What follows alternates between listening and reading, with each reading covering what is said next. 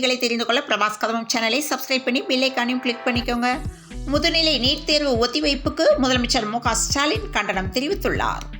கள்ளக்குறிச்சி சம்பவம் காரணமாக மதுவிலக்குத்துறை அமைச்சர் முத்துசாமி பதவி விலக வேண்டும் என எல். முருகன் வலியுறுத்தியுள்ளார்.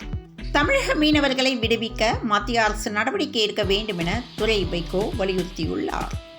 போக்குவரத்து பெண் சார்பு ஆய்வாளரை தகாத வார்த்தையால் திட்டியதாக சிவகங்கை பாஜக தலைவர் கைது செய்யப்பட்டுள்ளார். தமிழக சட்டசபை நாளை மீண்டும் கூட உள்ளது. ஆர்டர் செய்த டிசைனில் நகைகள் இல்லாததால் ஆத்திரமடைந்து நகை பட்டறை தொழிலதிபரை ஒரு கும்பல் கடத்தியுள்ளது. நடிகர் விஜயின் பிறந்தநாளையொட்டி பல்வேறு தரப்பினரும் அவருக்கு வாழ்த்து தெரிவித்தனர். தமிழக நகர்ப்புறங்களில் நிலம் வைத்துள்ள ஏழை மக்கள் தனி வீடு கட்டிக்கொள்ள மானியம் வழங்கப்படும் என தமிழக அரசு தெரிவித்துள்ளது.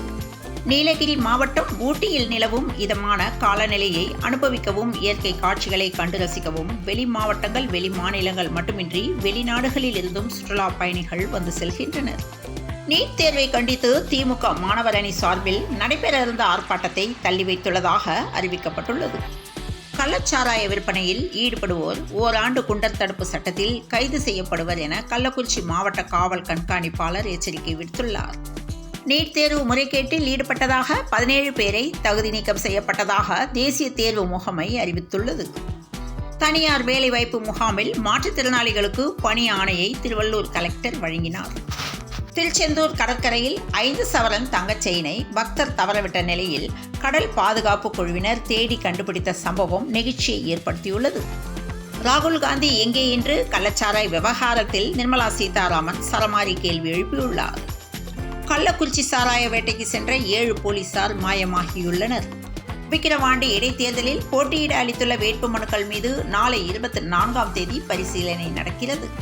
தாவேகா நடத்தும் 2ஆம் ஆண்டு கல்வி விருது விழாவிற்கான பாஸ் வழங்கும் பணி தொடங்கப்பட்டது.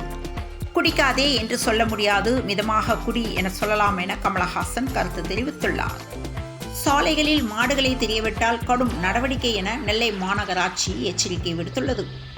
கள்ளக்குறிச்சி விஷச்சாராய பலி எதிரொலி காஞ்சிபுரம் தொழிற்சாலையில் மதுவிலக்கு போலீசார் சோதனை நடத்தினர். விபத்து நடந்தால் வாகனங்களை நிறுத்திவிட முடியுமா? மதுவிலக்கு குறித்து கமலஹாசன் கருத்து தெரிவித்துள்ளார். விக்கிரவாண்டி இடைத்தேர்தலுக்கான பிரச்சாரத்தை நாளை மறுநாள் சீமான் தொடங்குகிறார். சிங்கப்பூர் மற்றும் மலேசியா விவசாயிகளை ஈர்த்த ஈஷாவின் முக்கணி விழா. நூற்றுக்கணக்கான முக்கணி ரகங்களை கண்டு விவசாயிகள் அசந்து போயினர்.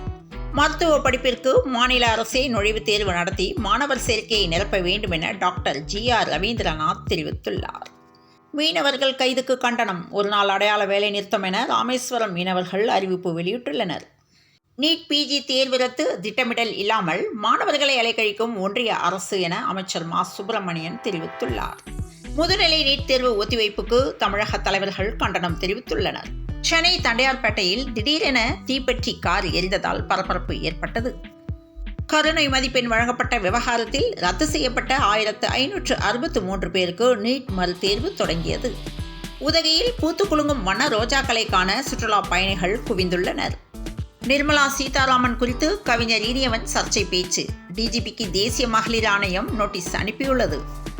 வான வேடிக்கை காட்டிய ஜோஸ் பட்லர். அமெரிக்காவை இங்கிலாந்து அணி ஊதி தள்ளியது. மகளிர் ஒருநாள் கிரிக்கெட் போட்டியில் தென்னாப்பிரிக்காவை இந்திய அணி ஒயிட் வாஷ் செய்தது.